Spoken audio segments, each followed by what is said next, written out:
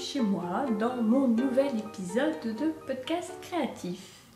Je m'appelle Swazik, alias Lirbiz, vous pouvez me retrouver sous ce pseudonyme sur les différents réseaux sociaux, Instagram, Ravelry, Thread et compagnie. Enfin non, il n'y a que voilà. Je suis ravie de vous retrouver après ce mois passé presque sans podcast, parce qu'il y a eu le nouveau podcast Que sont-ils devenus, où je vous représente les projets tricotés et cousus il y a très longtemps. Merci beaucoup pour l'accueil que vous lui avez fait, ça m'a vraiment fait plaisir de voir que ça vous intéressait, alors que ça vous intéressait en fait, rien de plus. Ouais, non, c'était vraiment chouette, donc je vais continuer, je suis déjà en train de choisir les projets que je vais vous présenter dans le prochain podcast.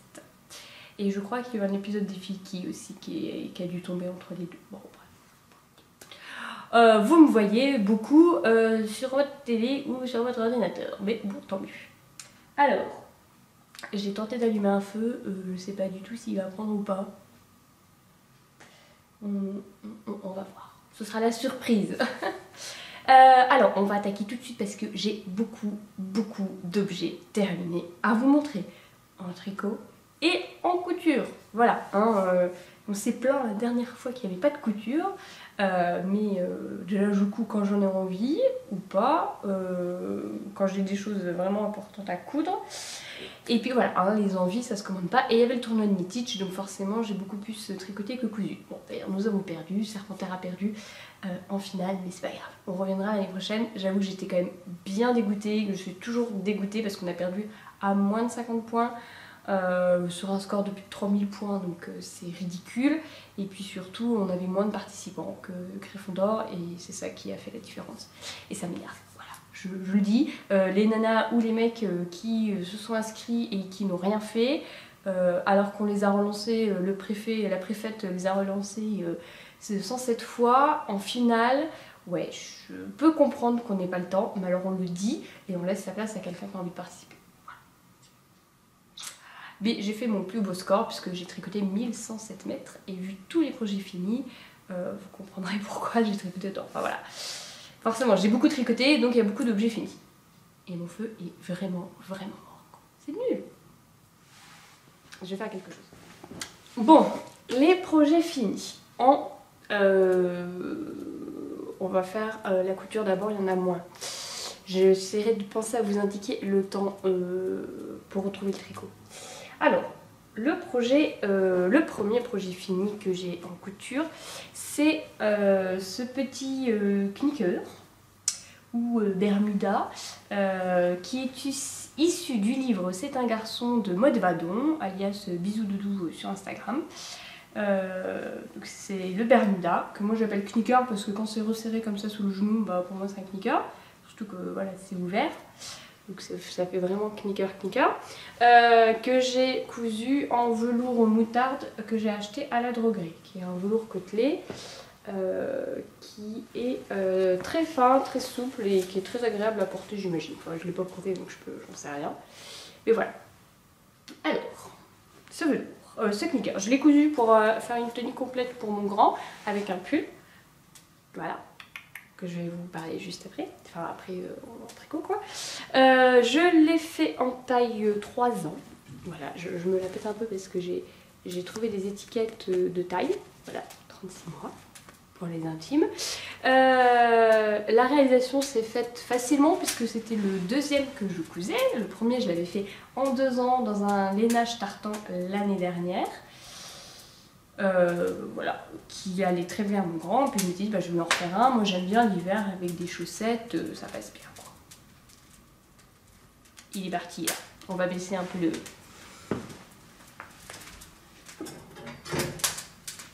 Voilà.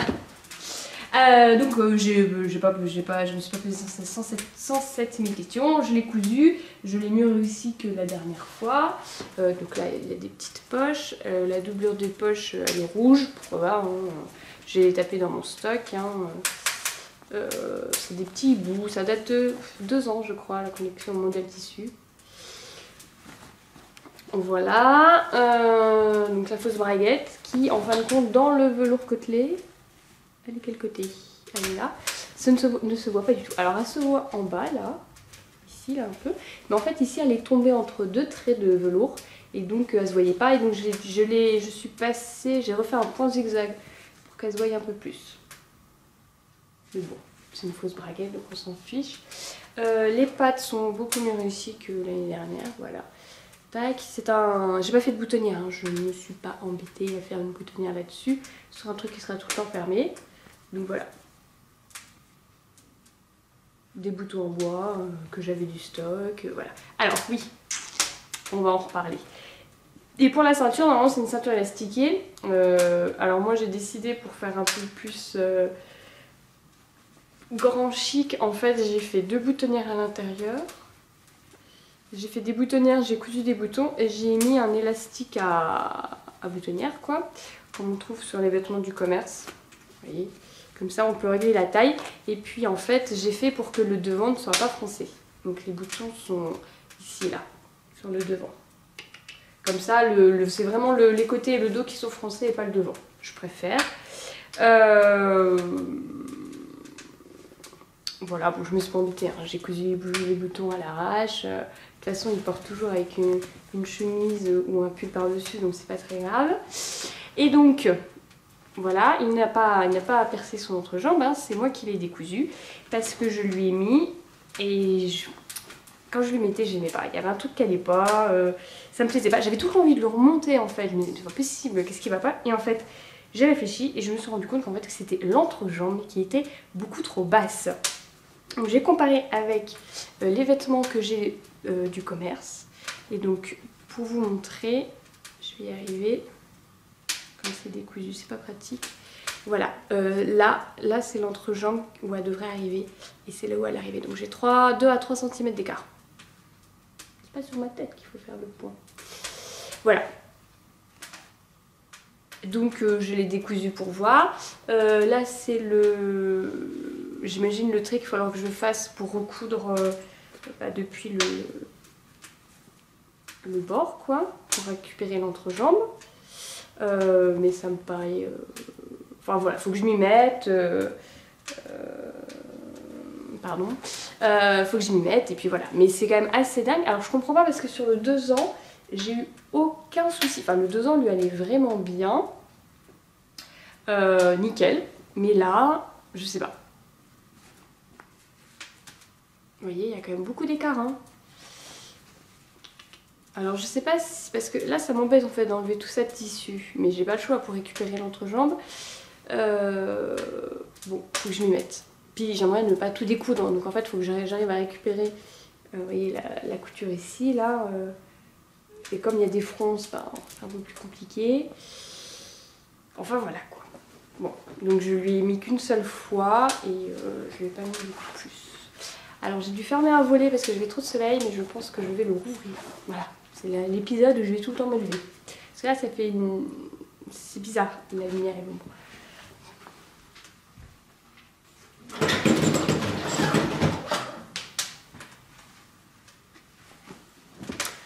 Ah bah voilà, oh dis donc, je suis éblouie.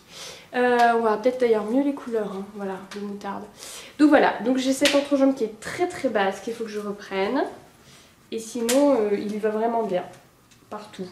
Là, vous voyez, j'ai quand même de la marge, c'est grossi. Enfin, il ne va pas grossir, c'est une asperge, grand et maigre. Là, bah, ça passe bien. C'est assez resserré pour un effet un peu bouffant, mais pas trop, comme ça, quand il joue, ça peut remonter sur son genou. Donc voilà, à part ces soucis d'entrejambe, bah, de toute façon, ça vient forcément du patron. Hein. Le 2 ans va bien, mais pas le 3 ans. Voilà, si vous le faites, attention. Je sais pas. Je sais pas comment font les autres tailles ou pas. Voilà, donc ça c'était mon premier en cours fini. Qui n'est plus fini puisque il va pas très bien. Mais c'est pas grave. Hop. Le deuxième en cours, qui n'est pas encore entièrement fini, c'est... ça pète. C'est le chemisier Nelly de République du Chiffon avec des manches. Donc le chemisier Nelly, à la base c'est un chemisier sans manches, mais avec ce petit volant là qui fait tout le tour. Là, partout là. Alors, ben voilà, non mais j'ai voulu être plus intelligente que Géraldine de la République du Chiffon Et en fait, non, ça fonctionne pas. Hein. Je peux pas être plus intelligente qu'elle, ce n'est pas possible. Bon, alors, je vous ai parlé du patron, je vous parle du tissu rapidement. Donc, c'est une cotonnade d'Agnès B que j'avais acheté aux ventes printemps-été cette année. Très jolie, avec ces petites fleurs rouges là. Oui, ça envoie du pâté, mais j'aime bien. Alors, pourquoi est-ce que j'ai voulu être plus intelligente que Géraldine et que je n'y suis pas? En fait, le chemisier Nelly, il y a une parmenture, donc il y a le volant là qu'on rajoute, et il y a une parmenture, en fait voilà, il manque juste les boutonnières. Hein. Et donc il y a une parmenture, et là j'ai ma piqûre de parmenture qui permet de faire une boutonnière et de faire tenir le volant. Donc ça fait tout le tour, ça passe dans le dos et puis ça redescend de l'autre côté. Bon, pourquoi pas. Sauf que dans le dos, avoir cette piqûre là, c'était pas très joli. Et je m'étais dit, eh ben, je vais faire comme une chemise normale avec, vous voyez là, un empiècement doublé ici. Donc j'ai coupé mon dos là en deux, alors que normalement il y aurait une seule pièce. J'ai rajouté des fronces. En fait j'ai pris le dos d'un autre patron, je me rends compte. Je me disais comme ça, bah, j'aurais pas besoin de mettre de parmenture dans le dos. Je suis en train de réfléchir à un truc. J'intégrerai des photos. J'aurais pas de parmenture dans le dos et donc j'aurais pas cette piqûre qui n'est pas très jolie, pas très esthétique. Sauf que... Là on va rentrer dans la partie technique. Le procédé de Géraldine, ce qui est le procédé normal, c'est que on assemble les épaules du devant et du dos, on assemble les épaules de la parmenture dos et de la parmenture devant, on assemble le volant pour avoir la grande bande, et ensuite on pose notre chemise à plat, on met le volant dessus, on pose notre parmenture dessus, donc là tout ça est réuni par les épaules, et on coud tout le long. Donc on part du bas là, on remonte, on fait le dos, hop, et on redescend, et voilà, c'est cousu, emballé, c'est pesé, on repasse, on fait les marges de couture, on remet sur donc endroit contre endroit, on remet sur l'envers, et on refait la surpiqûre. Fini, on peut passer au montage, bon il n'y a pas de manches, mais au montage des manches, si on veut en rajouter, montage des manches, montage des côtés, basta, le chemisier est plié. Moi, donc, on commence par la couture des épaules et ensuite on assemble. Ma méthode là, tac tac, pour faire une super finition chemise hyper soin et tout, on commence par assembler les deux demi, le truc, le machin, et on finit par la couture des épaules. C'est-à-dire que dans ma technique que j'ai tirée de la Reina de Pauline Alice, et puis d'autres chemises, hein, c'est pas la seule qui fait ça, on fait les parmentures, on coud le devant droit avec la parmenture droite, le devant gauche avec la parmenture gauche, le dos avec ses deux épaisseurs, et ensuite on réunit tout ça par les épaules. Donc on commence par la parmenture, on finit par les épaules, alors que dans la Nelly, on commence par les épaules et on finit par la parmenture. Et vous voyez où je veux en venir? Voilà, ce n'est pas possible du tout de faire la technique du burrito, on va l'appeler comme ça, avec un volant qui fait tout le tour. C'est pas possible, parce que je dois finir par la couture d'épaule. Mais comme il fait tout le tour, je ne peux pas finir par la couture d'épaule, il faut que je commence par la couture d'épaule en fait. Donc, qu'est-ce qui s'est passé? Il s'est passé que, déjà, j'ai trouvé qu'il y avait très peu de repères quant à la longueur du volant. Parce que le volant, on l'a froncé. Moi, j'ai le froncé à la plisseuse, qui sert à faire les smocks là. Comme ça allait 10 fois plus vite, vu la longueur du truc. Les plis, les fronces étaient beaucoup plus régulières. J'avais une bande froncée. Comme j'avais pas cousu mes épaules, je pouvais pas déterminer la longueur de mon volant. Le volant, la longueur des épaules, machin, truc.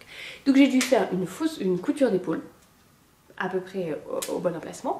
J'ai ensuite épinglé mon volant pour déterminer la longueur qu'il faisait. Ensuite, j'ai cousu mon volant sur mes devants, en m'arrêtant... non, j'ai décousu ma couture d'épaule. Vous suivez? J'ai cousu mon volant sur mes devants, en m'arrêtant à 1 cm de la couture de l'épaule, enfin de l'épaule. Pareil, j'ai cousu mon volant sur le dos en m'arrêtant à 1 cm. Donc tout était lié par le volant, mais pas par les épaules. Je me suis compliqué la vie avec ce truc. Ensuite, j'ai pu coudre mon burrito ici. J'ai pu coudre mes parmentures et donc emprisonner mon volant dedans. Et ensuite, bah, j'ai dû coudre les épaules.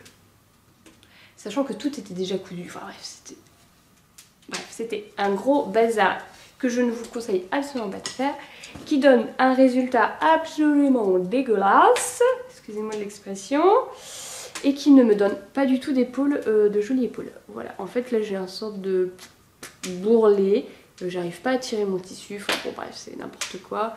J'ai des plis ici, j'en ai un autre de l'autre côté. Au niveau de l'épaule, ça fait un bourrelet pas possible. J'ai pas une belle pointe comme je devrais avoir. L'autre côté c'est pareil.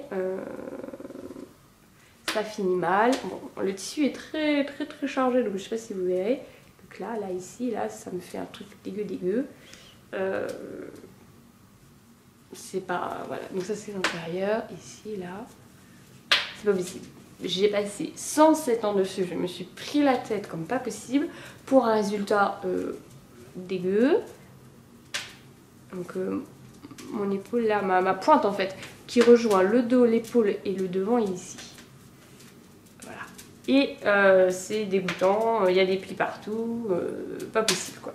Donc bon bah voilà, j'ai été beaucoup plus bête que Géraldine, hein. Si elle avait conseillé cette méthode, c'est qu'il y avait une bonne raison. Et donc la prochaine, bah, je ferai comme elle dit. Voilà. En plus tout ça juste pour éviter une couture ici. Donc je me suis dit la prochaine fois bah, je ferai comme dit Géraldine. Moi ça m'embête pas d'avoir la couture de la parmenture devant, ça fait comme une boutonnière, il n'y a pas de problème. Par contre pour éviter la couture du dos, je ferai une parmenture assez large et je la fixerai là sur les coutures des épaules, ici. Et normalement dans le dos peut-être un point visible et puis basta, ça m'évitera la piqûre pas forcément très esthétique, mais ce sera beaucoup plus simple. Mais j'ai un autre souci avec cette chemise et je sais pas, parce que j'ai dû changer, comme j'ai rajouté des manches, je les ai prises d'un patron que j'avais déjà, qui était le patron de la blouse, comment elle s'appelle, de Delphine Morissette, bon, je vous mettrai le nom, celle qui a un col en V et puis des volants là sur les épaules et puis des fronces ici et là. Oh là là, ça m'énerve de pas de Colette. Je crois que c'est Colette. Parce que les manches me vont bien et j'avais pas encore imprimé les manches de Suzon, je les ai toujours pas imprimées et j'avais la flamme de les imprimer. Donc en fait j'ai pris tout le dos, le haut du dos de Colette, c'est bien Colette son petit nom, et les emmanchures. Et donc comme j'ai quand même pas mal modifié le patron, j'en viens à mon problème, c'est que ma ligne d'épaule ici, là, tac, est beaucoup trop courte. Mais vraiment, de toute façon je vais vous intégrer une vidéo, vous verrez. Vous voyez déjà sur ce chemisier c'est quand même assez dégagé là. Bon, faut pas que ce soit plus. Et ben sur celui-ci ça arrive beaucoup plus loin. Et en fait je suis gênée parce que la chemise, pour qu'elle a envie de se placer comme il faut, entre ma poitrine, ma ligne d'épaule, mon cou et tout ça. Et en fait l'épaule là, en fait a envie de remonter. Pour que soit ça remonte en fait, et ça ne peut pas parce que ça tombe pile sur mon épaule et l'emmanchure est bien faite et elle peut pas remonter. Enfin si elle remonte ça bloque en dessous. Donc en fait ça me tire là et puis ça me tire ici au niveau des seins parce que tout a envie de remonter et ça tire en bas et donc ça tire ici. Voilà. Et puis c'est très dégagé là, vous verrez sur la vidéo, c'est pas très joli quoi. Je me vois, normalement je devrais mettre, enfin moi je l'imaginais qui remontait beaucoup plus proche du cou et c'est ce que je vois sur les autres photos. Donc je pense que j'ai dû, en redessinant le patron, j'ai dû raccourcir la ligne d'épaule sans me rendre compte. Ou alors c'est dans ma façon d'assembler l'épaule qui est nulle, ça a fait ça. Donc comme j'ai pas encore fait les boutonnières, parce que j'ai pas les boutons, je l'ai pas encore porté une journée, je vais essayer de la porter, mais je suis pas sûre d'y arriver parce que je pense que ça va vraiment me gêner là, toute cette zone là en fait. C'est toute la zone cou, emmanchure et puis bah, jusqu'au bas de l'emmanchure, donc jusqu'à la poitrine. C'est dommage hein, vu le temps que j'ai passé dessus. Bon après le tissu il est à 5 € le mètre, même si je l'aime beaucoup, si je peux pas le porter, bon bah c'est pas très grave quoi. Et puis je sais pas pourquoi, j'ai le dos beaucoup plus long. Alors est-ce que c'est parce que j'ai modifié là, toute cette partie là, mais bon ça me dérange pas. J'ai fait un arrondi ici, et puis ça passe quoi. Et voilà, et donc j'ai fait les manches bah, comme la Colette avec une patte indéchirable et puis un bracelet de manche. Enfin la Colette, la blouse garne et compagnie quoi. Donc voilà, il faut que je trouve des boutons. J'en avais pas, je pense que je vais mettre des rouges. Je veux des gros rouges parce que la boutonnière est quand même assez large, vous voyez là, de là jusqu'à là. Donc il faut des gros boutons rouges je pense. Blanc ça risque de durer. Et donc il faut que j'aille au magasin pour les trouver. Voilà. Ma blouse Nelly qui est un peu un fiasco quoi. Heureusement que le tissu est chamarré, ça a un peu sauvé les meubles quoi, parce que sinon ça a vraiment été... Mais ça me confirme quand même que ce patron, enfin c'est le genre de vêtements que j'ai envie de porter, vous voyez, comme là avec des froufrous, des grands cols. Voilà, donc je vais en refaire une en suivant un peu plus le patron. Voilà. Mais ça va pas arriver tout de suite parce que là, il faut que je fasse de la couture de façon assez urgente pour mon grand artichaut qui n'a pas de manteau d'hiver. Donc là en fait à chaque fois qu'on sort il a un manteau de demi-saison. Il commence quand même à faire froid. J'essaye quand même de les sortir tous les jours au moins une demi-heure histoire qu'ils prennent un peu l'air. Parce que comme on n'a pas de crèche, pas d'école, pas de machin, on pourrait passer une semaine entière sans sortir si j'avais envie. Donc voilà, je les sors quand même.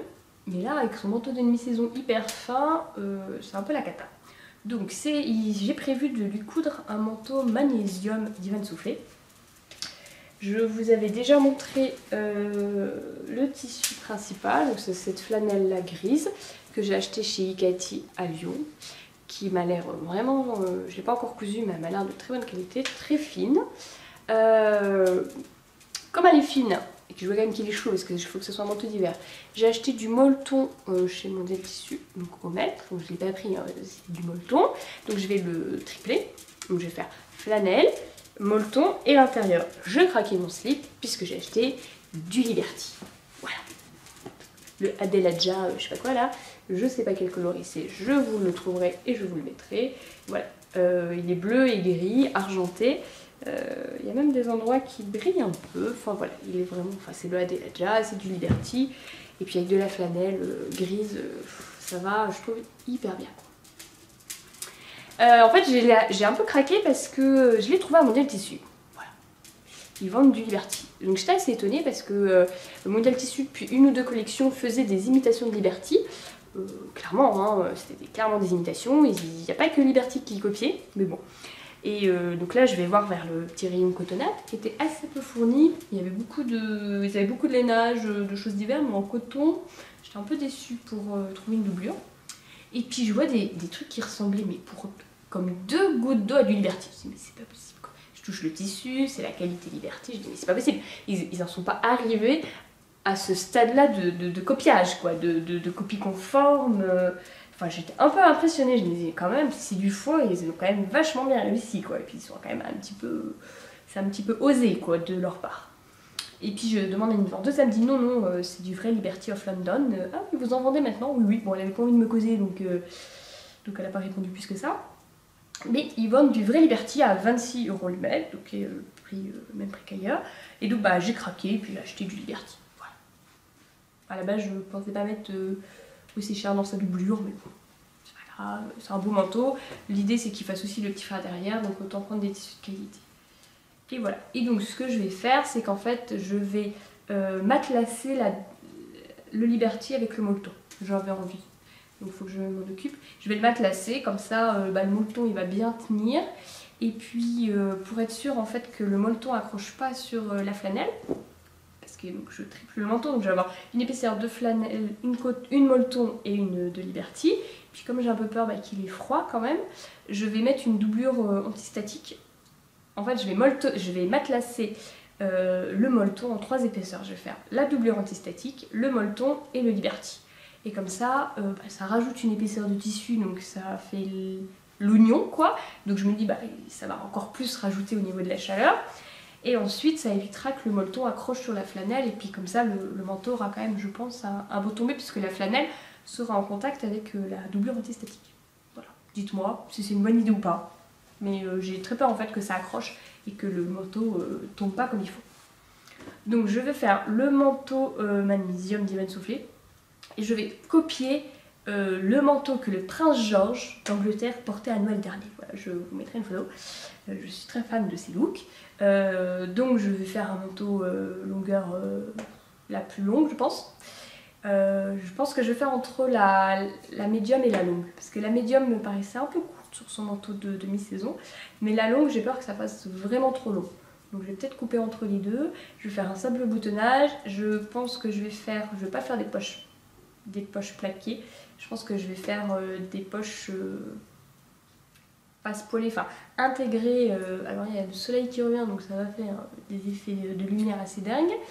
Je vais intégrer les poches et je vais faire un rabat et un col. Je sais pas si je vais faire un col normal ou un col tailleur, à voir.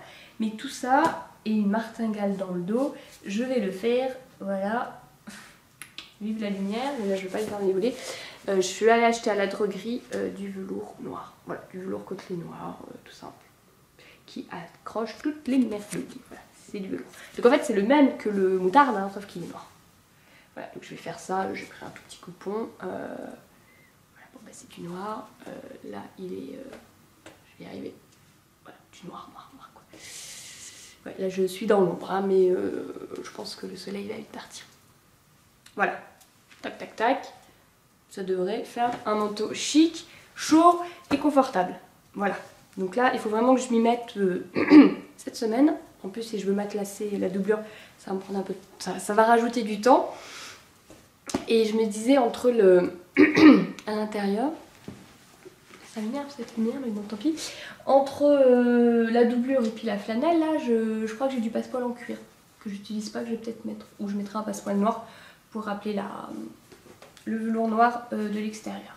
Donc ça c'est vraiment urgent, il faut que je m'y mette cette semaine, ce week-end, pour qu'il puisse enfin sortir sans mourir de froid. Enfin bon, après il court partout, donc en général il n'a pas froid.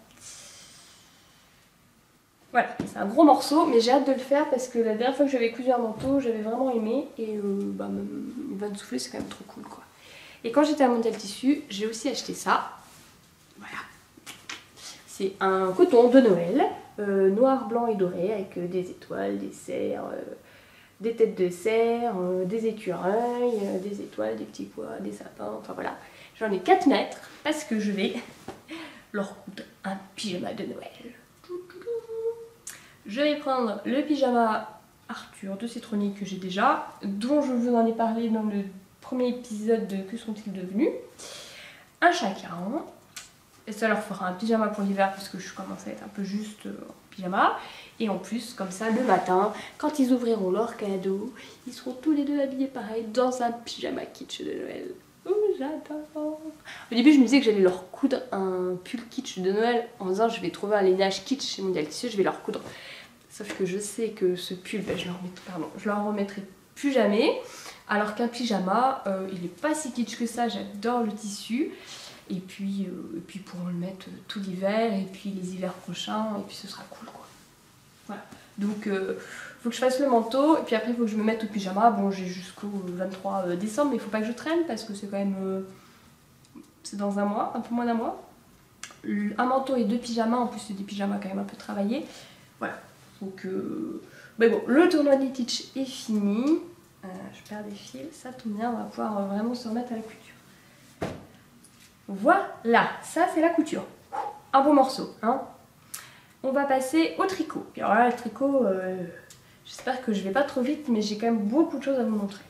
On va commencer par le plus vieux projet terminé que j'ai tricoté en septembre, je crois. En cet été et en septembre. Voilà. Je ne vous en ai jamais parlé parce que c'était un test plus ou moins secret. C'est le pull et les donnes de Mylène, alias Folie Ordinaire.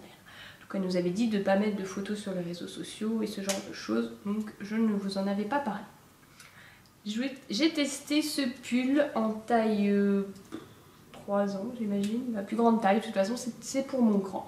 Donc c'est une marinière avec ici en fait c'est 2 trucs de boutonnage là, donc ça s'ouvre des 2 côtés, une marinière toute simple en jersey, et le petit truc fun c'est la pieuvre en jacquard ici, voilà, qui joue dans les rayures, et les donnes ça veut dire pieuvre, voilà.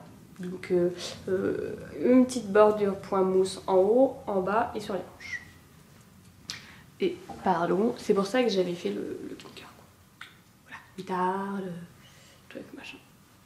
Donc, à la base je voulais plutôt la faire bleu marine, blanche et moutarde, mais en fait j'ai pris que des laines de mon stock, donc j'ai pris ce que j'avais. Voilà, c'est de la Drops. La noire et la blanche c'est de la Drops, je crois que c'est la Merino extra fine. Et la moutarde c'est de la fille d'art qui traînait dans mon stock depuis très longtemps, je ne peux pas du tout vous dire ce que c'est. Mais en tout cas c'est la même grosseur, hein, c'est pareil. Alors, ce test. Ce tricot, ça a été un peu compliqué. On va dire les choses franchement. Hein. Ça a été un peu compliqué parce que, pour deux raisons. La première raison, c'est qu'il y a quand même de la technique. Déjà en haut, on a les retours, on a les boutonnières, on a les rayures, on a les trucs, les machins. Bon, ça se fait, hein, mais c'est quand même un petit peu... Voilà, faut gérer tout ça. Et ensuite, le jacquard. C'est mon premier jacquard, on va dire. En fait, j'en ai fait il y a très longtemps sur un gant, une mitaine, que bon, bref, c'était trop serré, j'ai jamais pu mettre la mitaine. On va dire que c'est mon premier jacquard officiel, surtout qu'il se fait pas en rond. Bah oui, parce que s'il se faisait en rond, faudrait faire suivre le fil sur tout le rond, c'est pas possible. Il se fait en aller-retour, sauf que le tricot est en rond. Un jacquard en aller-retour sur un tricot en rond. Voilà, on commence un peu la technique. Et ce qui a été compliqué, c'est que bah on testait donc c'était normal, c'est que les techniques étaient pas forcément hyper expliquées. Mylène nous a expliqué, enfin voilà, elle avait fait un premier jet, elle nous l'a envoyé, c'était expliqué, pas hyper précis mais c'était expliqué. Moi je m'y suis pas retrouvée, j'avais besoin de plus d'explications. Bon, je lui ai dit, et puis je sais pas si j'étais la seule ou pas à lui dire, mais en tout cas, je sais que dans le patron qui est sorti, elle a rajouté énormément d'explications. Et des liens vers des vidéos pour le jacquard, pour les jonctions, enfin pour plein de choses. Elle a vraiment étoffé vraiment son patron, donc ça c'est vraiment chouette. Voilà, nous bah, on avait la version test, donc elle était un peu épurée, un peu trop à mon goût. C'est vrai que je me rends compte, plus je tricote et plus je me rends compte que j'aime en fait les patrons qui sont extrêmement détaillés. Je pense à ceux de Marie-Amélie Designs ou ceux de Dererum Natura. Ça fait longtemps que j'ai pas tricoté, mais c'est très détaillé. À plein d'endroits, ils nous donnent le nombre de mailles, de rangs, voilà, pour qu'on puisse s'y retrouver très facilement et savoir très vite si on a des mailles en trop ou pas. Voilà, je me rends compte, moi j'aime ça. J'aime avoir un patron de 40 pages. Voilà. C'est mon truc. Donc c'est vrai que quand je me retrouve avec un patron qui n'a pas 40 pages, bah, ça m'embête un petit peu quoi. Et puis en fait je me dis bah moi je vais peut-être apprendre des nouvelles techniques que je connaissais pas. Alors j'ai appris des nouvelles techniques là-dessus, des nouvelles techniques qui je suis pas sûre que je recommencerai ailleurs. Donc la principale technique que je ne connaissais pas, c'est comme on fait le jacquard en aller-retour. Donc en fait on commence le rang ici, on tricote, on fait le jacquard, tac, on arrive sur le dos, on tricote, et ici on repart dans l'autre sens. Mais vous voyez, mon tricot il est en rond. Donc en fait on avait une technique pour rejoindre le tricot. Et tricoter aller-retour, mais en fin de compte faire un tricot en rond. Donc voilà, c'est pas une technique que je referai, clairement. Donc vous l'avez là. De là à là. C'est pas une finition qui me plaît. Enfin, on fait monter on fait suivre le fil. Enfin, on a une petite technique pas très compliquée à faire, mais qui me plaît pas. Donc là, c'est ma technique que je fais pour faire éviter les décalages de rayures, qui est pas parfaite, mais qui est pas trop moche. Et puis alors là, les gros décalages, c'est parce qu'on tricote en aller-retour et que donc on fait une technique pour rejoindre en rond. Voilà, clairement si un jour je retombe sur un modèle qui me propose cette technique là, je tricoterai pas ce modèle. Je pense que c'est pas une technique pour des jolies finitions, pour moi c'est pas ça quoi. Mais après, Mylène n'avait pas non plus forcément 15 000 possibilités parce qu'elle voulait faire juste un jacquard à un endroit, dans un tricot en rond, je vois pas trop comment elle pouvait faire autrement. Après, je sais pas s'il existe d'autres techniques. S'il en existe d'autres et que vous les connaissez, ce sera intéressant que vous les partagiez.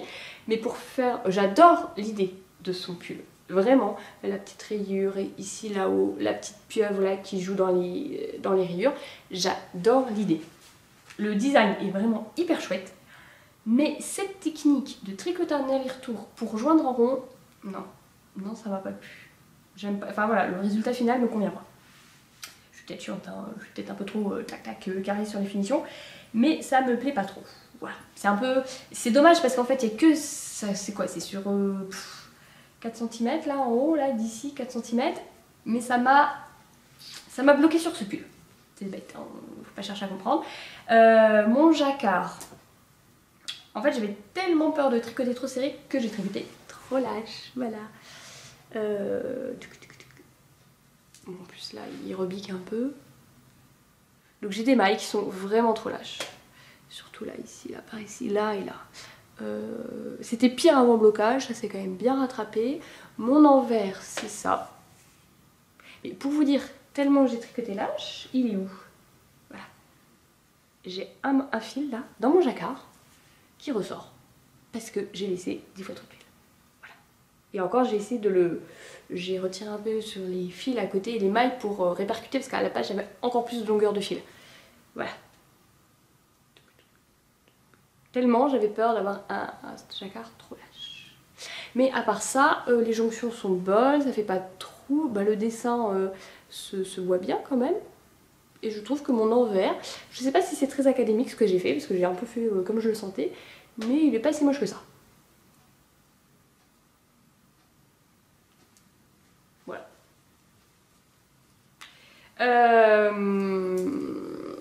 Que dire d'autre?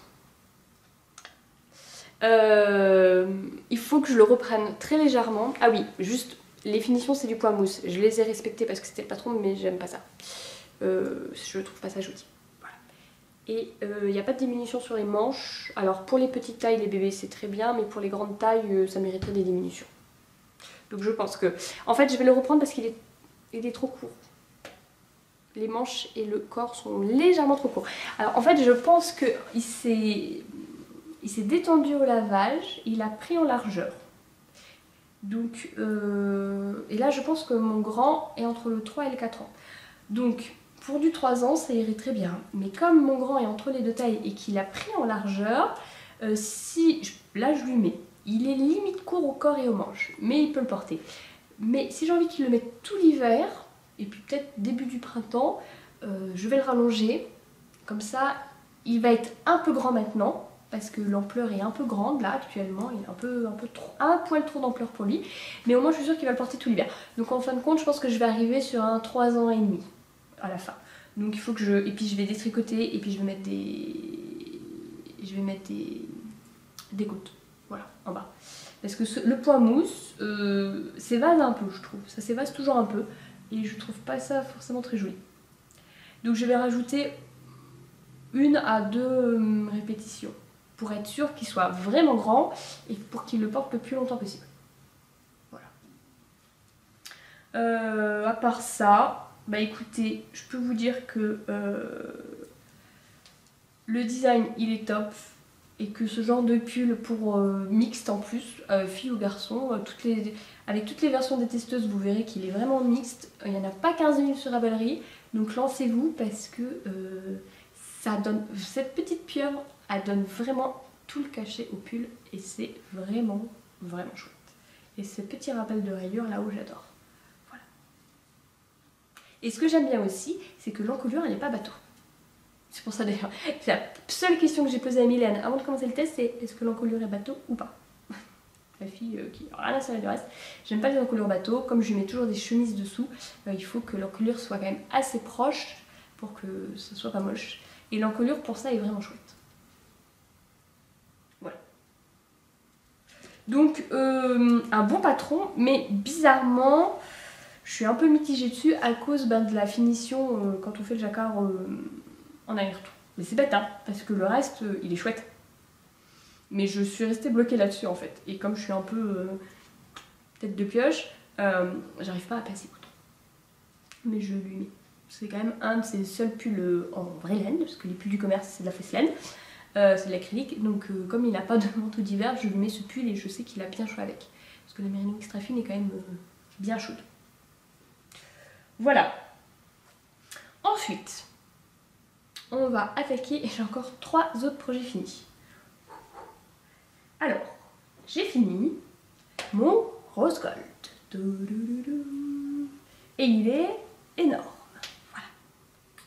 Alors, le rose gold, c'est André Amaury. C'est un châle 100% brioche. Donc avec de la brioche simple ici et une bordure avec des petits motifs. Je l'ai tricoté. Alors la première partie ici, de ce côté-là, c'est de la bien-aimée, MCN Light, le coloris c'est Confetti Cake. Donc c'est du blanc avec plein de splashes de couleurs différents. Donc il y en a beaucoup plus au tout début des chevaux qu'à la fin. Énorme ce châle. Voilà, la fin. Voilà, il y en a beaucoup moins. De l'autre côté, j'ai tricoté avec du mohair. Voilà, bon ça vous le savez, je vous en ai déjà parlé, c'est une nouvelle passion à la brioche mohair. Donc c'est un mohair de Abu, qui change très légèrement de couleur, mais ça ne se voit pas du tout. Et comme j'arrivais à la fin de ma pelote de bien-aimé à peu près ici, j'avais décidé de continuer avec de la lace de drops blanche, tricotée en double en haut. Donc ça, on voit pas trop la différence. En plus, comme il avait moins de speckle, la bien-aimée, c'est pas choquant. Et j'ai aussi, après j'avais plus de mohair non plus, et donc j'ai continué avec un mohair bleu New Kit Seta de Cascade Yarn, que j'avais dans mon stock depuis très longtemps. Et là on voit bien la différence avec la Abu, hein. Donc là on a la cascade, et là on a la Abu. Voilà. Donc en fait c'est surtout ça qu'on voit de ce côté là. On voit pas la différence entre la bien-aimée et la lace de drops, on voit surtout la différence de mohair, entre le mohair bleu et le mohair bleu-violet ici. Mais au porté, c'est pas du tout dérangeant, et puis ça m'a permis quand même de vider un peu le stock. J'ai quand même une pelote de drops là qui est partie. Comme j'ai tricoté en double, ça faisait 25 grammes. 400 mètres, 200 mètres. Le châle. Je vous ai même pas montré son ampleur, mais au blocage, la brioche, ça prend, ça s'étale, c'est énorme quoi. Donc on commence par cette petite pointe là. Et en fait, on a un jeu d'augmentation et de diminution. On augmente donc de ce côté-là, là, ici, et on augmente beaucoup, très vite. Donc ce qui fait que la bordure est absolument hyper tendue. Là, je l'ai tendue à mort au blocage et je peux pas faire plus. Et c'est le seul problème de ce châle, c'est la bordure. Parce que elle me fait mal en fait. Quand elle est là contre le cou, ça fait une cordelette hyper serrée. C'est pas agréable du tout. En plus au début j'ai pas fait gaffe, je la serrais beaucoup, mais bon, donc bref, on commence par cette pointe, et puis on continue, jusqu'à avoir un certain nombre de mailles sur les aiguilles. Je vous montre n'importe comment ce châle, et après on attaque la bordure. Donc la bordure, moi j'ai fait plus longue que prévu parce que je voulais finir ma pelote de drops, donc il me reste presque plus rien. Je crois qu'on doit faire peut-être 15 cm et j'en ai fait 20, ou alors il faut en faire 20, j'en ai fait 25, je sais plus trop. La bordure n'est pas très compliquée. En fait, c'est juste une répétition de diminution centrale, là, ici, là c'est une diminution sur 3 mailles, et puis ici, c'est une augmentation sur 3 mailles. En fait, ce point-là, c'est le même point que l'augmentation ici. Donc ça va vite. Sauf que la diminution ici, là, tac, elle est relou parce que vous le voyez, je me rapproche, la maille là du milieu elle passe par-dessus les autres. Ce qui fait que quand on tricote, on est obligé de mettre cette maille là sur elle nous dit de le mettre sur un marqueur amovible ou une aiguille à torsade. On est obligé de l'enlever du tricot. On fait les diminutions, celle-ci, et ensuite on la remet sur le tricot. Sachant que c'est de la brioche. En plus, la mienne c'était avec du mohair. Je pouvais pas la laisser dans le vent, j'étais obligée de la mettre sur un marqueur parce que sinon elle allait partir, j'allais perdre le fil de mohair. Et donc c'est lent. Mais c'est lent, vous imaginez pas, sur le dernier rang, voilà qui commence là, j'ai dû le faire, je ne sais pas combien de fois. Et j'en avais marre. Voilà. La bordure, elle est énorme. Enfin, le châle en lui-même est énorme. Je vous mettrai des photos pour que vous voyez vraiment l'ampleur. J'ai 100 grammes de mérino, j'ai 600 mètres de chaque côté à peu près. Voilà. j'ai 1200 mètres dedans, il est énorme. Mais je l'adore parce que je pense que je ne pouvais pas mieux mettre en valeur la confetti cake de la bien-aimée. Parce que j'adore la brioche au beurre, c'est d'une douceur, bon alors j'ai des poils partout, hein. Mais alors c'est d'une douceur, ça tient chaud, je le porte tout le temps. J'adore cette forme de triangle asymétrique, je sais pas si vous avez vu que c'est un triangle asymétrique, mais voilà, c'est un triangle asymétrique. Donc je le porte, en fait je mets la pointe, je la mets pas en bavette, je mets la pointe en fait en général sur l'épaule. Comme ça, et là, je fais des tours. Et puis en fait je refais un petit nœud avec les deux petits... Je fais ça donc avec... J'ai 4 châles maintenant en forme triangulaire. J'ai le Solaris, j'ai le Paralia de Mélina, j'ai lui puis j'ai l'autre là que j'ai fini, je vais vous montrer. Bon là je l'ai très mal mis, hein. Mais en gros c'est ça. En fait on voit la brioche et normalement on voit aussi ici la bordure. Donc le fait de le porter comme ça, déjà ici là quand je ferme mon manteau j'ai pas du tout d'air qui passe. Là, ça me rend bien dans le cou. Et puis on voit à la fois la brioche, la bordure. On revoit un petit bout de bordure là. Voilà, il est très très mal mis. Mais c'est la forme de châle que j'adore avec le rectangle tout droit. C'est un bonheur à tricoter parce qu'on n'a jamais énormément de mailles sur les aiguilles. Sauf à la bordure, mais c'est pas non plus dingue. Ah oui, j'ai fini en I-cord. Je savais pas. Je me suis pas embêtée à lire son bind-off et j'ai fini en I-cord. Et voilà, et ça fait des très grands châles, vraiment chouettes. Voilà. Donc là, c'était un bon morceau, mais qui est monté assez vite. Mon deuxième projet fini, que j'ai déjà mis. J'arrête pas de le sniffer parce que c'est avec lui que j'ai utilisé pour la première fois du soak. Et il sent bon. Voilà. On s'en fiche. Mon deuxième projet fini. Enfin non, mon troisième, puisqu'il y a eu le pull, mais le pull il finit plus longtemps. C'est le pull confetti. Voilà. Alors, de toute façon, les deux étaient en cours, je vous avais dit qu'ils allaient finir assez rapidement. J'ai fini très rapidement, voilà. Donc ça, c'est mon pull confetti que j'ai fait en Holzgarn Noble coloris de Nîmes pour le bleu marine et en tôle Matterjärn mérino retordu normal, coloris rousse. Donc il y a un très beau orange qui tire sur le glace pécan marron avec des splashes de bleu. Donc c'est pour ça que les rayures sont un peu genre là quoi. J'adore. Voilà. Et le pull, c'est le pull confetti de Vera Valimaki. Il allait très vite à finir. Vous voyez, j'ai... Je crois qu'il pleure.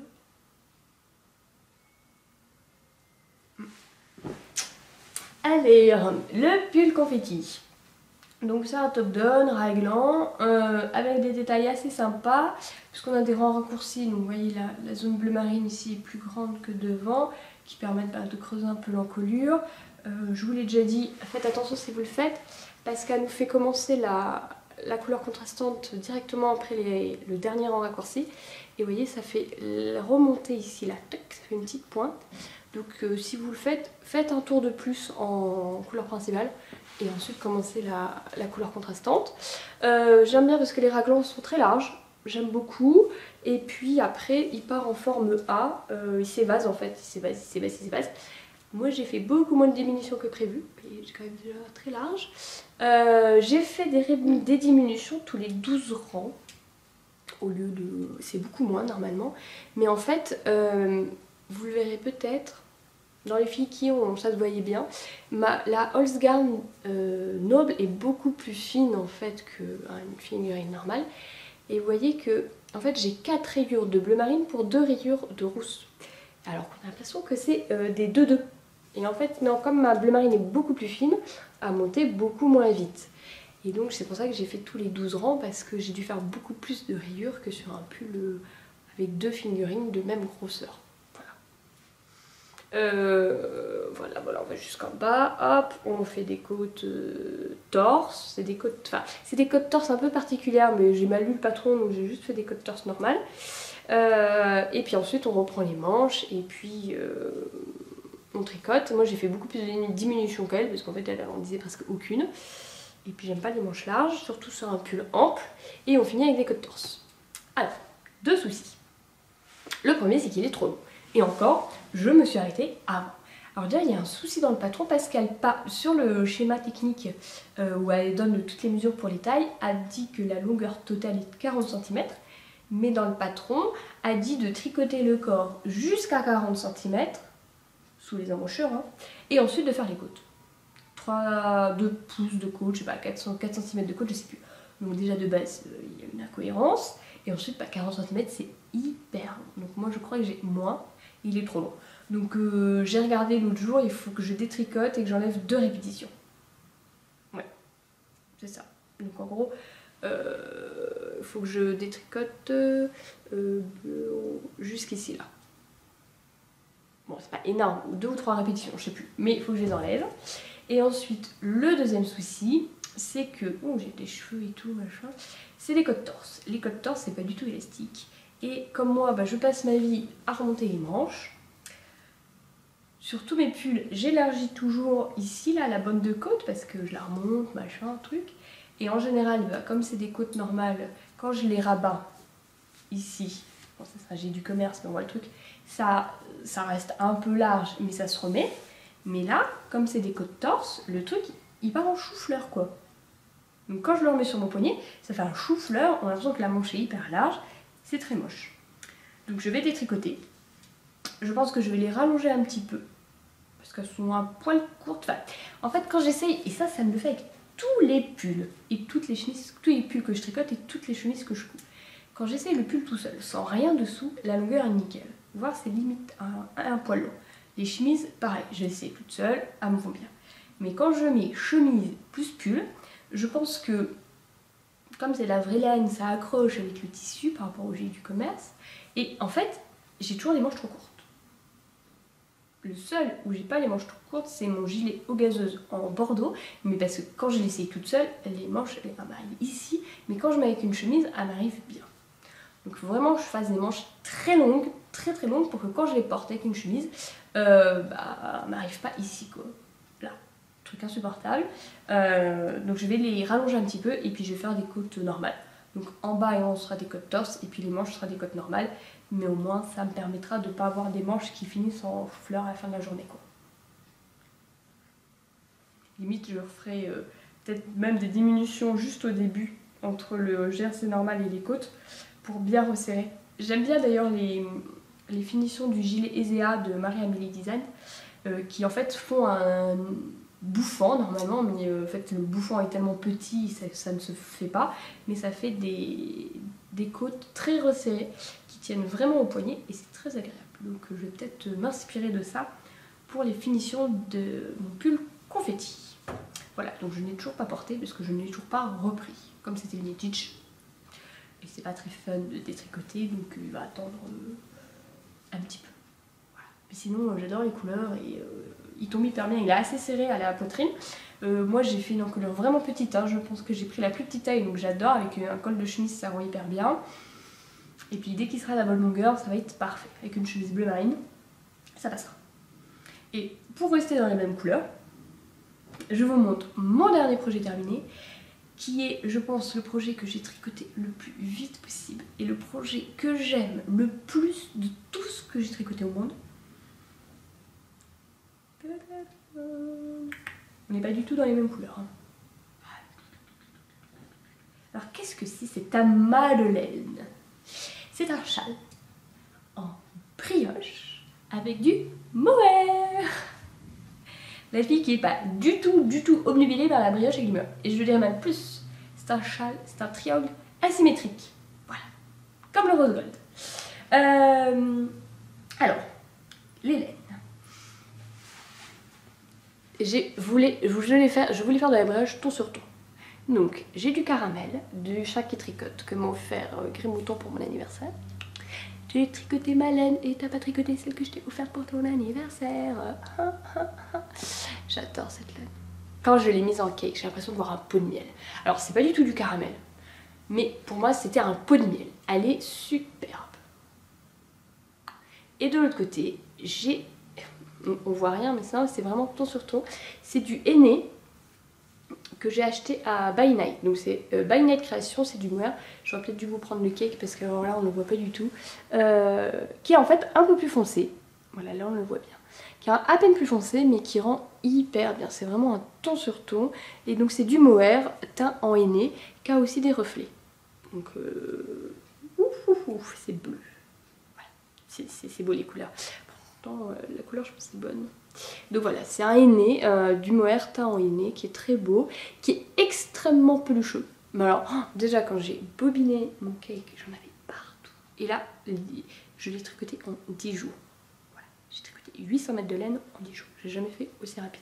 Et là, quand je tricotais, mes vêtements ils en étaient remplis et mon tapis était recouvert de bouloches de mohair. Par rapport à ceux-là de mohair, ils boulochent beaucoup plus. Alors déjà, le New Kid Seta boulochait plus que le Habou. Je sais pas si on verra. Voilà, donc là on le voit en haut là. Ici, là. Donc ça c'est le Habou. Ça c'est le New Kid qui, je sais pas si vous le verrez, mais bouloche quand même. Enfin bouloche, il bouloche pas, enfin, c'est du mohair quoi. Il est beaucoup plus pluchu. Et le henné, enfin c'est pas le henné, celui de By Night, il en a partout. Bon alors c'est doux, mais c'est doux. Bon alors, qu'est-ce que j'ai utilisé comme patron? Alors j'ai fouillé et refouillé et refouillé Ravelry dans tous les sens pour trouver un patron. Je voulais une écharpe, soit un rectangle, soit un triangle asymétrique, 100% brioche, je voulais pas du jersey, du point mousse, du machin, et un peu sympa. Donc j'étais partie sur un modèle de Nancy Marchand, je crois, la reine de la brioche. C'est une écharpe toute droite, je vous mettrai une photo. J'étais très intriguée par ces grands aplats de brioche. Enfin, normalement, la brioche c'est des côtes, et là c'était du jersey, enfin ça faisait des aplats de jersey. Donc j'étais quand même très intriguée sur comment ça se faisait. Bon, ça se fait de manière très simple, mais j'ai vite arrêté ce patron parce qu'en fait il faut compter tous les rangs. Voilà. Et en fait je me suis rendu compte que ça me saoulait. Je voulais tricoter la brioche sans réfléchir, ou avec juste un petit peu de réflexion, une diminution au début de rang, une augmentation fin de rang, et puis basta, on n'en parle plus. Donc tous les très beaux modèles de brioche avec beaucoup de motifs, de trucs qui partent dans tous les sens, je dis c'est pas pour moi. Actuellement, je n'ai pas envie de ça.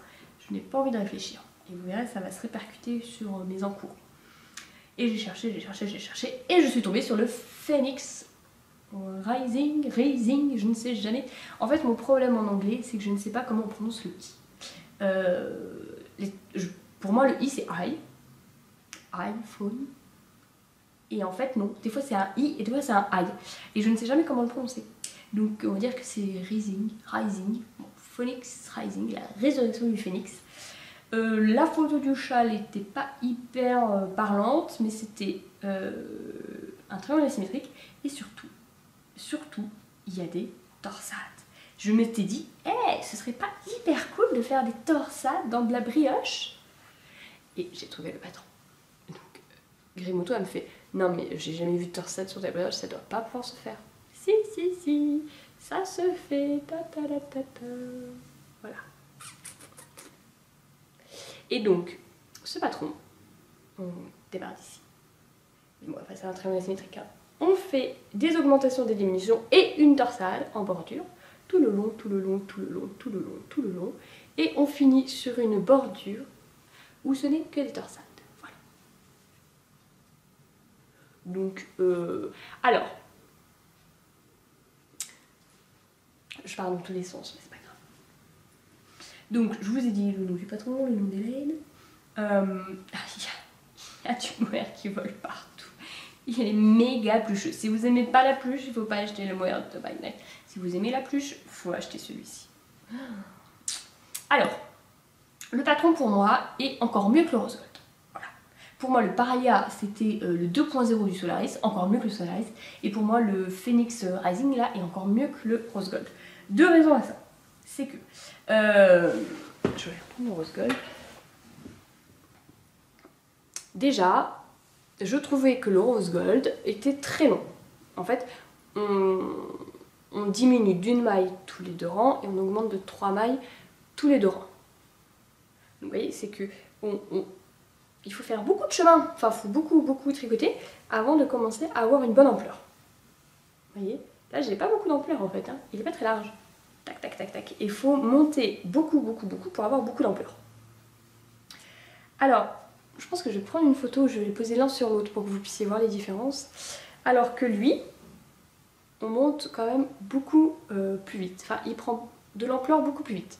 Donc ça m'a arrangé, je voulais pas un truc trop long, puis en plus je n'avais que un écheveau de chaque et rien de tout en plus à tricoter. Donc il fallait vraiment que ça rentre dans les deux échevaux. Donc vous voyez, si je vous mets la pointe sur la pointe, que le phénix prend de la largeur. Je vais vous mettre comme ça, je vais aligner les bordures beaucoup plus vite. Donc là, je suis alignée de ce côté-là, hein, pour que vous puissiez voir l'écart. Donc moi, ça me va. Je préférais ça. Donc ça m'a arrangé. En fait, on fait une seule maille d'augmentation tous les 2 rangs. Alors en fait, j'ai modifié le patron. Parce que elle, c'était tous les rangs. Donc le rang aller et le rang retour. En droit, envers. Il n'y a pas vraiment d'endroit envers dans la BH, mais bon. Et moi, j'ai mal lu le patron, en fait. Et j'ai fait tous les 2 rangs. Mais donc sur mon endroit. Mais je préfère, en fait. Parce qu'elle, pour le coup, était vraiment trop gros, trop large tout de suite. Ça me plaisait moins. Et en fait, on diminue pas tous les rangs comme le rose gold, on diminue, je sais pas, tous les 4 rangs, 6 rangs, 8 rangs, je sais plus. Mais en fait, vous voyez là, on diminue là, on diminue là, on diminue pas tous les rangs et c'est beaucoup plus, je préfère en fait, c'est plus joli. Et ensuite, la torsade en bordure, c'est canon. Et surtout, ça me fait une torsade méga élastique. Parce que déjà, je ne demande pas de 3 mailles tous les rangs, mais de 1 maille, donc déjà ça aide. Et ensuite, vous voyez, on augmente ici. Là, pas du côté de la torsade. Donc en fait, les augmentations sont dans le châle, et donc pas sur la bordure, contrairement au rose gold, où elles sont là, quoi, ici, là, les augmentations. Donc ça fait une bordure beaucoup plus élastique. Et vous voyez, elle est hyper souple. Je pourrais, limite... normalement, quand on dit triangle asymétrique, c'est pas un vrai triangle parce qu'on a un arrondi sur un angle, mais elle, je pourrais limite la mettre droite, ça passe, alors que le rose gold, je peux pas du tout la mettre droite parce qu'elle est, elle est trop tendue, quoi. Je peux pas la mettre droite, ça va pas, quoi. Donc ça, j'adore. Par contre, la bordure... Je pensais que celle du rose gold était vraiment lente et vraiment relou. Et ben, la bordure là, elle est encore plus relou. Voilà, donc si vous n'avez pas aimé la bordure du rose gold, je vous conseille pas celle-ci. Parce qu'en fait, on a... Ah, j'ai du poil de mer partout. En fait, oui, c'est des torsades. Mais c'est que... Donc, en fait, je fais une torsade tous les 4 rangs, normalement. Mais le rang de torsade, je ne fais que des torsades. C'est-à-dire que, je suis obligée de prendre mon aiguille à torsade sur de la brioche et encore plus sur de la brioche avec du mohair. Je ne vous conseille pas de faire des torsades sans aiguille, c'est pas possible, vous allez perdre tous vos fils, enfin en fait vous allez perdre vos jetés. Voilà, vous êtes obligés. Et donc je fais une torsade et normalement, en général, à chaque fois que j'ai fait des torsades dans ma vie sur un pull ou un bonnet, on fait une torsade, on tricote quelques mailles, on en refait une autre, on refait quelques mailles, on en refait une autre, puis après en général on a tout le reste du pull, du gilet, du bonnet sans torsade. Là, c'est torsade sur torsade sur torsade sur torsade. Je n'ai aucune maille entre les torsades. Enfin, ça se voit. C'est hyper écarté à cause de ça. Donc, je finis ma torsade, j'en fais une torsade, et j'en fais une torsade, et j'en fais une torsade, et j'en fais une torsade. C'est-à-dire qu'on ne lâche jamais l'aiguille à torsade du rang. Ça veut dire que un rang normal de brioche me prenait peut-être 2 à 5 minutes. Donc les deux, hein. Les 2 rangs, pour faire un rang. Le rang où j'avais les torsades, il me prenait plus d'une demi-heure. J'ai regardé à un moment, je crois que sur le dernier rang, je crois que ça m'a fait un épisode entier d'une série, donc 45 minutes. Pour faire que la moitié du rang, parce qu'après il fallait encore que je le refasse en mohair. Mais après, la torsade étant faite, parce qu'en fait on fait la torsade seulement sur le premier bras, logique, et le deuxième bras, on tricote les mailles comme elles se présentent.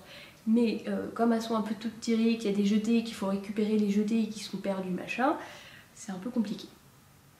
Donc, la bordure était très longue et j'étais contente d'arriver à la fin. Voilà, et j'ai fini avec un i-cord. Pour faire, j'aime bien. Je trouve que l'i-cord sur de la brioche, ça fait une jolie finition et puis c'est bien souple. Voilà.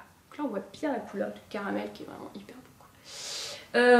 Donc la torsade sur la brioche, ça se fait. Je vous la conseille pas si vous débutez la brioche parce que moi j'ai fait quand même 2-3 essais avant d'y arriver. Pour récupérer les jetés, les trucs, les machins, c'est pas... Voilà. Il faut vraiment bien comprendre le fonctionnement de la torsade, de la brioche avant de se lancer sur les torsades en brioche. Parce que vous avez vite fait de perdre un jeté ou une maille en fait. Mais ça se fait et j'adore le résultat. Mais alors, la torsade sur de la brioche avec du mohair, c'est pire.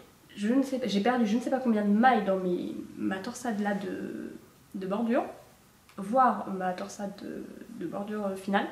Je mange du mohair. J'ai vraiment perdu beaucoup de mailles et heureusement que j'avais l'œil et que je les ai remontées. Et surtout que c'était sur du mohair parce que la maille perdue sur du mohair, je la remonte un peu n'importe comment, on s'en fiche, ça ne se verra pas. Alors que si j'avais eu 2 fils de mérino, bah là on a intérêt à comprendre comment fonctionne la brioche pour bien remonter la maille pour que ça fasse pas de trucs bizarres. Voilà. Mais ce châle, bah, je l'adore. J'adore et les couleurs, et la texture, et les torsades, et tout quoi. Et la forme, et puis tout. Donc je le porte, je vous ai dit, voilà, comme le rose gold. Voilà, je mets la pointe en fait sur mon épaule. Alors lui il est un peu plus court, mais je vais vous montrer des photos aussi pour que vous voyez un peu l'étendue du truc à 2 écheveaux. Il y a quand même que 2 écheveaux, et puis on les tricote en même temps, donc bon, j'ai quand même 800 mètres, hein, mais voilà. Bon, alors là c'est sûr que quand je le porte, ça fait juste un gros amas de miel autour du cou, miel cannelle clair. On voit pas trop la torsade ni quoi que ce soit par rapport au rose gold, qui a plus de contraste, mais il est parfait. Merci Grémouton pour le cadeau. Cette laine est vraiment hyper belle et hyper douce. Enfin, là avec le mohair, il pique pas, il gratte pas. Je supporte pas l'alpaga. Enfin, quoique j'ai fait mon Solaris en alpaga, donc enfin en lace de drops qui contient de l'alpaga et ça passe. Mais là non, là c'est parfait quoi. Donc bah écoutez, j'ai déjà envie de m'en faire un autre quoi. En brioche avec du mohair. Non, maintenant j'ai envie de me faire un gilet entier en brioche. Mais brioche unicolore. J'ai encore jamais fait. Voilà. On a fini les projets finis. Je vous raconte pas, je sais pas depuis combien de temps je parle. On va passer aux encours. Alors les encours j'en ai 2, mais un qui est au dodo actuellement, puis on va aller un peu vite parce que sinon ça va durer 107 ans, ça va pas le faire. Mon premier encours qui est au dodo, j'ai repris le gilet vitamine D que j'avais commencé cet été dans des grosses aiguilles en 4,5, ça ne me plaisait pas, je l'ai recommencé en 3,75.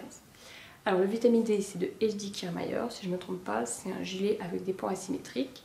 Et puis ce qui a ces jetés assez emblématiques. Voilà. Je viens tout juste de séparer sous les manches, j'ai fait un rond sous les manches. Et puis bah là dans le dos on les voit bien. La laine, j'ai 2 laines. La luminosité est en train de baisser. J'ai de la lace de drops coloris bleu, je sais pas quoi, et de la coast de Holzgarn coloris de Nîmes. Alors je vous en parle à tous les podcasts, mais ça c'est la de Nîmes en noble et ça c'est la de Nîmes en coast. Voilà. Et donc en fait j'avais déjà tricoté une couverture pour mon grand avec ces 2 fils. J'avais adoré le drapé, la résistance, la douceur, le truc, le machin. De toute façon je vais vous en parler dans le prochain épisode de Que sont-ils devenus, pour vous montrer vraiment que le résultat au bout de plus de 2 ans d'utilisation intensive avec des enfants est dingue. Donc je voulais me refaire le vitamine D. Voilà, donc je le fais en 3,75, je le fais une taille au-dessus, je le fais en M2 au lieu de M1, mais en fait je me suis rendu compte que le M1 irait très bien, donc je vais rattraper le M1. Voilà. Parce que c'est du 3,75, c'est entre la fingering et la sport là, puisque les 2 fils sont fins, enfin j'ai un fil de lace et un fil de coast qui est plus fin, mais ensemble ça fait quand même un peu plus gros qu'une fingering. Bon, voilà. Je l'ai fait parce qu'il fallait absolument que je tricote un truc pour le tournoi de Knitich. J'avais soit un pull qu'il fallait que je détricote pour réutiliser la laine, mais ça c'était hors de question parce que j'allais perdre une soirée, soit ça, en fait, parce que j'attendais des colis avec de la laine. J'ai plein d'écheveaux en ce moment dans mon stage, mais je peux pour des projets très précis, mais je ne peux pas les tricoter parce qu'à chaque fois il me manque un écheveau. En fait j'ai une grosse commande qui devrait arriver incessamment sous peu, que j'attends, une petite incompréhension au niveau des délais avec l'Indie d'ailleurs. Et dedans j'ai de la laine pour au moins 2 projets si c'est pas plus. Donc 2 projets qui me font extrêmement envie en plus. Donc bah en attendant j'ai fait ça. Mais bon, dès que j'ai reçu, j'avais une autre commande chez Laine et Tricot que je vais vous montrer juste après. Dès que j'ai reçu ma commande Laine et Tricot, j'ai attaqué avec la laine que j'avais commandée. Parce que, en ce moment, je parle vite en fait, c'est pas bien. En ce moment, je n'ai plus envie de faire de pull ou de gilet. Ça fait plus d'1 an que je me suis vraiment remise à fond en tricot et je fais que des pulls et des gilets. Et j'avais pas du tout envie de tricoter des écharpes, très peu. Et là, je n'ai envie de tricoter que des écharpes. Parce que je n'ai plus envie de réfléchir. C'est ce qui s'est passé pour mon châle en brioche. En fait, un pull et un gilet, il faut réfléchir. Il faut compter les raglans, les augmentations. Le vitamine D, il est en anglais, il faut comprendre ce qu'elle veut bien nous expliquer en anglais. Et puis si, et puis on n'est pas sûr qu'il nous aille. Enfin, un pull ou un gilet demande quand même beaucoup plus de réflexion avant, pendant, qu'une écharpe. Voilà, l'écharpe, c'est quand même beaucoup plus relaxant. Et là, je ne sais pas pourquoi. Est-ce que c'est avec le tournoi Knit Itch où j'ai trop tricoté? Je sais pas. J'arrive à un point où j'ai plus envie de réfléchir. J'ai juste envie d'enchaîner les mailles sans réfléchir. Donc, c'est pour ça que lui, il est au dodo. J'ai l'écharpe que je suis en train de tricoter que je vais vous montrer. J'ai une autre ensuite. J'en aurai une troisième ensuite. La troisième, je suis pas sûre de la faire tout de suite. Mais en tout cas, là, je suis sûre que j'en ai au moins 2 à faire. Et ensuite, je verrai ou pas si je me remets sur les gilets ou pas. Mais en même temps, j'ai très envie de me faire un gilet en brioche unicolore. Celui de Que font mes mains, j'aime pas ce modèle-là. Mais ça m'a vraiment donné très envie d'en tricoter un. Et j'en ai déjà mis un dans mes favoris.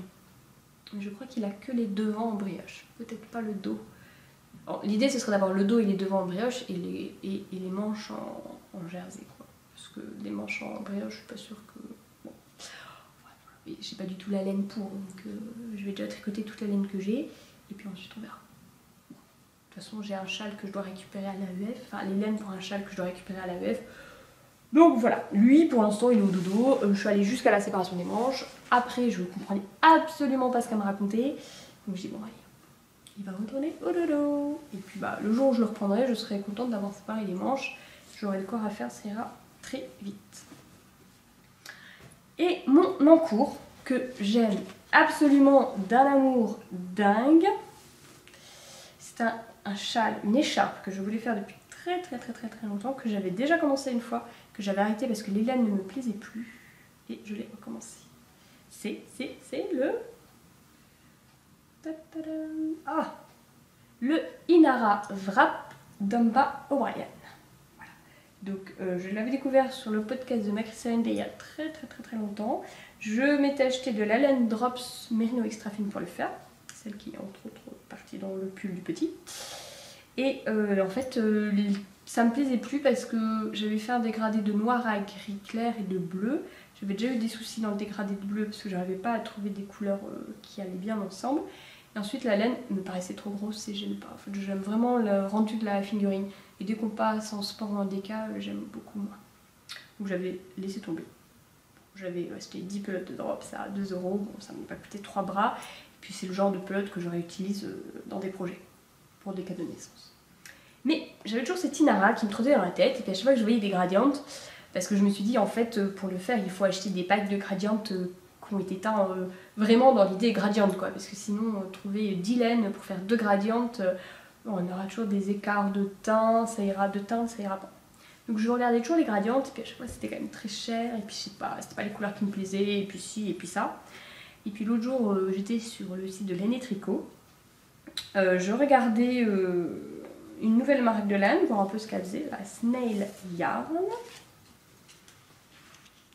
Donc c'est une ethnie d'ailleurs italienne qui en est à l'origine. Valentina je crois.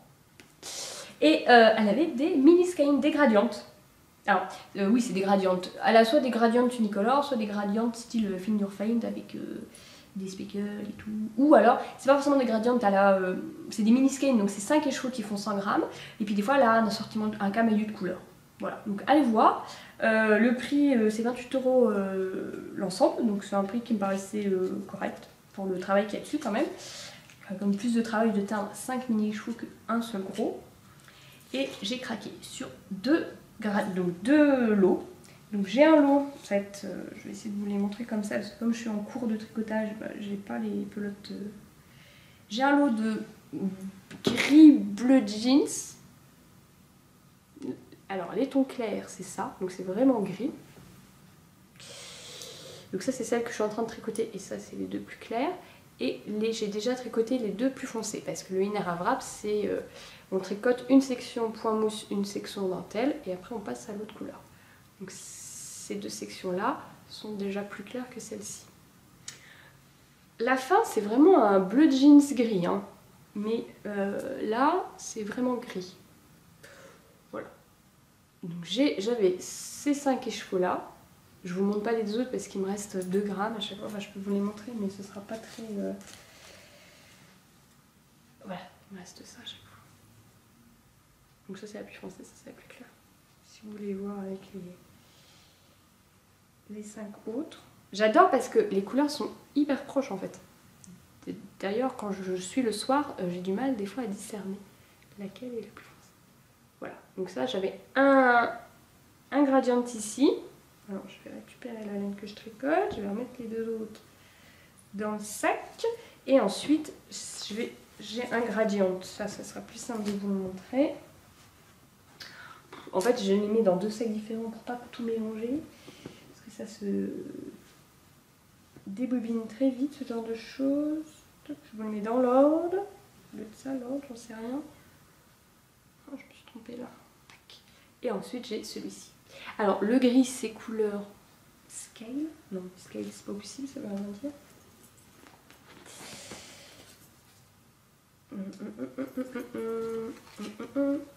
Slate. Donc ça, c'est le gris scale. Non, mais des fois, je fais un peu la moquette.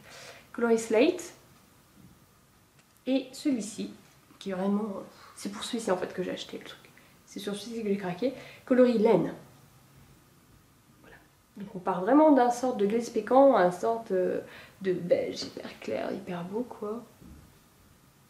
Je me suis peut-être trompée entre ces deux-là, non? Mais pour vous dire, des fois c'est... Non, c'était bien ça. Des fois c'est hyper proche là qu'on a du mal à voir. Donc voilà, eux c'est laine.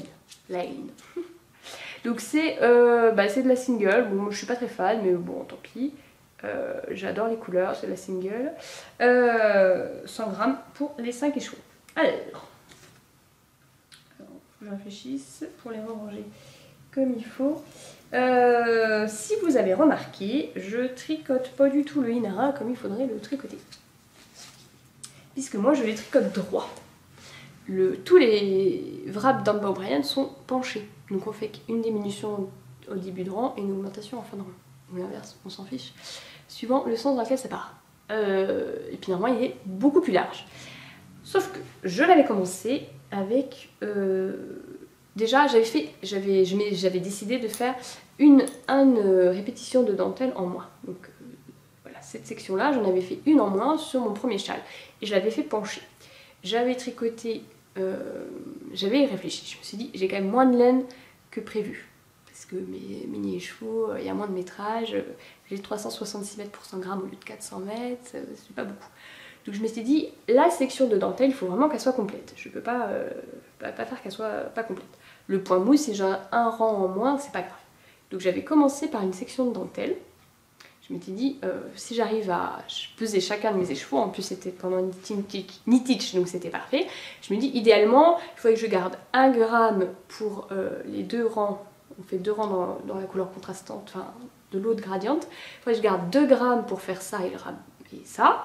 Et donc ça me fait 18 grammes. Il faudrait que j'ai 9 grammes pour chaque section. Donc j'ai fait ma section de dentelle.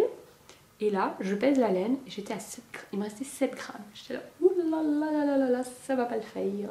Sachant qu'il me faut 2 grammes pour ces 2 petits traits là. Il me reste 5 grammes pour faire toute la section de dentelle, de point mousse. J'ai commencé, puis j'ai vite vu que j'aurais largement pas assez de laine. Et elle me paraissait très large. J'ai dit bon, j'ai tout détricoté. J'ai réfléchi, j'ai calculé, et je suis partie donc sur une forme droite au lieu d'incliner, parce qu'en fait, ça me permet de gagner en largeur. Parce que quand elle est inclinée, elle est moins large. En fait, si je la mets à plat, et ben genre elle va faire 60 cm, et si je l'incline, elle fait plus que 50 cm. Donc pour avoir les 60 cm, j'ai pas 60, hein, je vais avoir 40. Donc pour avoir les 40 cm, j'ai besoin de monter moins de mailles en la faisant droite qu'en la faisant inclinée. Donc j'ai monté moins de mailles, et en fait j'ai enlevé 4 répétitions de dentelle.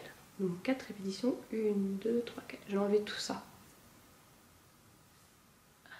Bon, en fait, j'en ai combien des répétitions? J'en ai 1, 2, 3, 4, 5, 6. J'en ai 7 et j'en ai enlevé 4. Donc à la base, il y en a, voilà, il y en a 12, 13. Et voilà. Donc comme ça, j'ai à peu près la largeur que je veux. Donc quand même une bonne largeur, quoi, ça ira. Et puis surtout, vous avez pu voir sur mes petits écheveaux, il me reste 3 grammes en fait à chaque fois. Donc j'ai même pu rallonger la partie point mousse. Parce que comme je la fais en fingering et que normalement le patron c'est de la sport je crois ou de la DK, j'ai peur qu'elle soit un peu courte. Donc l'idée, puis c'est de rentabiliser mes écheveaux, mes mini écheveaux au maximum.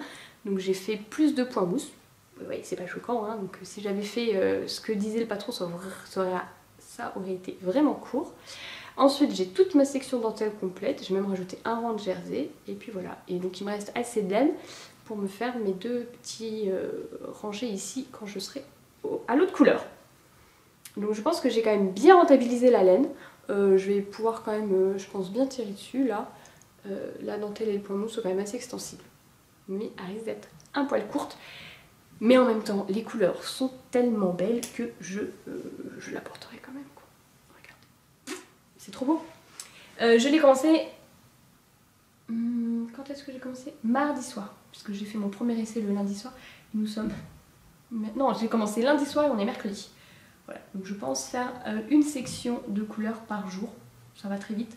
Donc il y en a 10. Donc je pense qu'elle aussi, je vais manger 2 écheveaux en 10 jours. Parce que j'aime tellement cette laine. Et à tricoter, c'est de la dentelle très facile à faire. C'est du point mousse. Quand on a marre de faire du jersey, parce que la dentelle est sur le jersey, on passe au point mousse. C'est parfait. Ça monte hyper vite. Voilà. Et puis on a toujours envie de voir la couleur qui arrive après, comme le Find Your Fade en fin de compte. Voilà, donc là on a commencé à avoir une couleur orangée dégueu parce que le soleil est en train de se coucher à 16h30, c'est magnifique et la vidéo va durer encore 107 ans. Mais c'est pas grave, je vous ai tout montré et il y avait une tonne de choses à montrer. Bon, je pense que j'ai été très speed, que j'ai parlé très vite, je suis désolée. Donc là mon programme c'est de terminer ça, de coudre le manteau, les pyjamas. Quand je vais enfin recevoir ma commande d'Ini d'ailleurs, je vous dis pas ce que c'est parce que dedans il y a le cadeau pour le wrap de Mélina et le cadeau pour notre anniversaire de rencontre avec Grimouton. Donc je tiens ma langue. J'en ai marre, la pauvre Grimouton, elle attend depuis 2 semaines déjà. On aurait dû s'offrir notre cadeau la semaine dernière et j'ai toujours pas de nouvelles. Donc je pense que c'est... Bref, ce sera pas avant décembre. Enfin décembre dans 3 jours, donc voilà. Je vous souhaite un très bon temps de l'Avent, avant Noël, ça va commencer là le 1er. Je vous souhaite un très bon temps de préparation de Noël, qui est une de mes périodes préférées de l'année. Pour l'ambiance, la nourriture, les lumières, les décos, la préparation de Noël, des cadeaux et tout ça. Donc voilà, je vous souhaite une très belle entrée en avant. Voilà. Et moi je vous dis à très vite. De toute façon, entre ce podcast, Que sont-ils devenus et le Fiki, on devrait se revoir assez rapidement et je pense que je retournerai un épisode de ce podcast avant Noël. Parce que je pense que je vais beaucoup tricoter et beaucoup coudre. À côté de ma cheminée. Le feu s'est éteint d'ailleurs, il faudra que je le retisonne un petit coup. Et voilà, écoutez, je vous embrasse et je vous dis à très vite. Ciao ciao.